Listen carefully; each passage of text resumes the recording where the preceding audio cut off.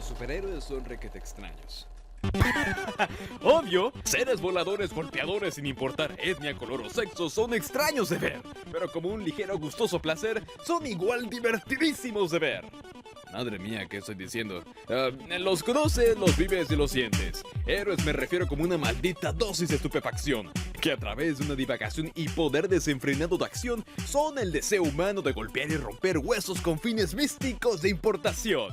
Digo, de enviar piñas a quien haga falta, ¿verdad? Pues mirando el mundo roto en el que vivimos, la sociedad urge seres así. Seres que lleven la antorcha y separen los muros que nos atormenten, y traernos esperanza aun cuando no la hay. ¡Llegan tarde, malditos idiotas! Pues aún con el constante atosigamiento de una y otra caboz el que toca desesperadamente la puerta, el hecho que alguien se levante contra esa tempestad es alucinante. Nos encantan los héroes, y ni se digan en tiempos actuales. Aquellos héroes que en novedad de nuestro saber dicen cosas que hemos escuchado una y otra vez. Derrotan al malo y sonríen por milésima vez, o sacrifican sus vidas o mentes para un fin ortodoxo que en vez es bien o malo como se vea. ¡Pum! ¿Cómo la ves? Los héroes son limitless sin límite en inglés. Se me acaban las rimas y en vez de ir directo al grano con el título de este video lo haré de la forma más abrupta que me canso sin Inés. Batman, el nombre Mad Bat, es un drogadicto, adicto, ¿sí? ¿Sí? ¿Drogadicto? Adicto, quiero decir.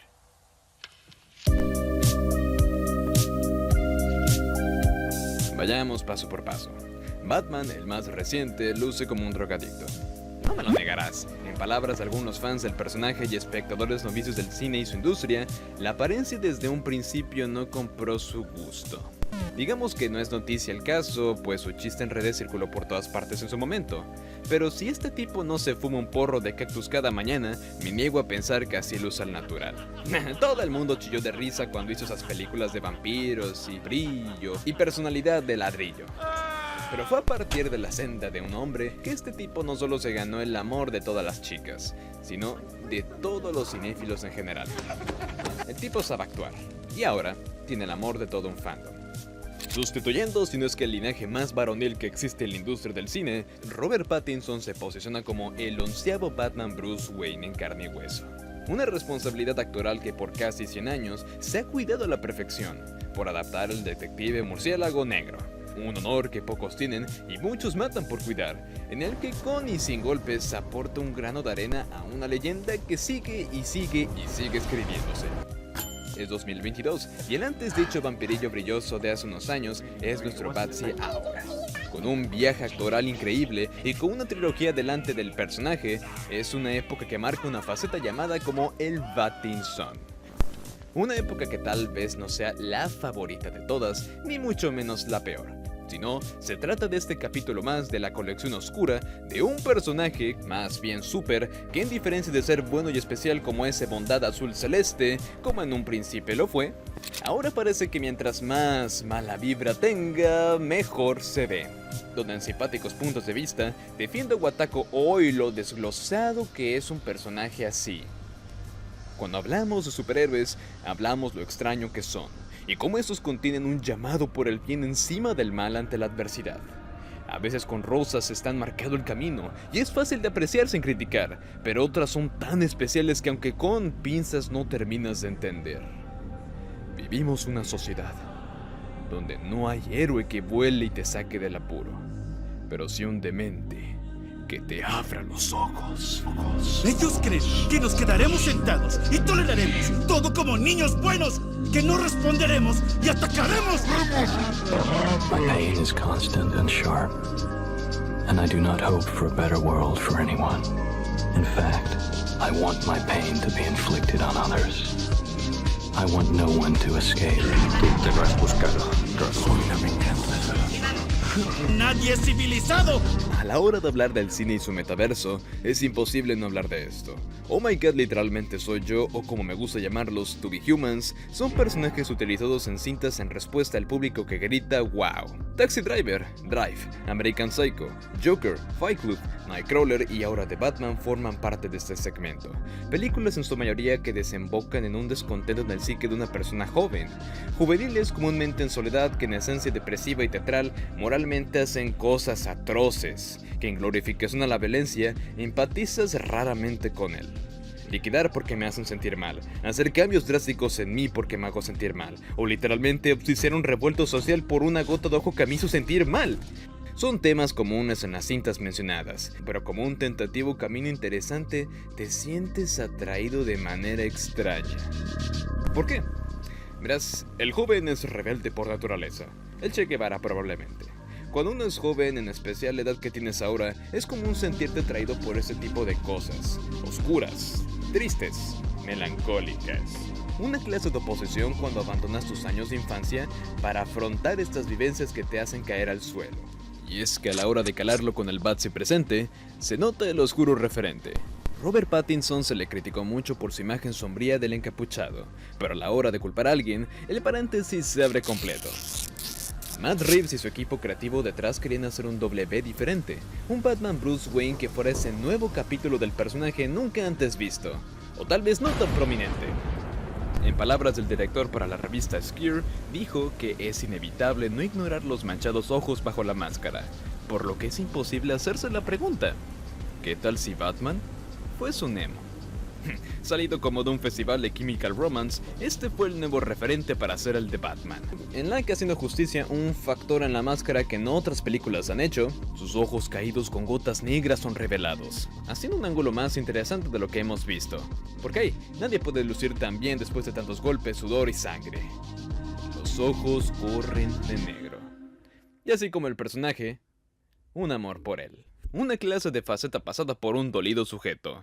Digo, rara vez son las veces que se quita la máscara en otras películas, por lo que es interesante y a la vez nuevillo si lo ves de esa forma, ya que como sabrás, a veces desapareciendo o careciendo de importancia, aparecía.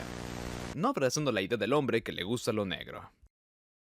Naomi Dunn, diseñadora de maquillaje para la película, dijo a Polygon: nuestro interés del personaje ocurría cuando este se quitaba la máscara, así que empujamos por eso. Queríamos que nuestro Bruce Wayne reflejara tortura en vez de ese playboy millonario clásico. ¿Sabes? Como esa estética de Kurt Cobain, que tampoco tan limpio reflejaba lo sucio y triste que la mente detrás de Batman tenía. Además de que también se veía muy sexy.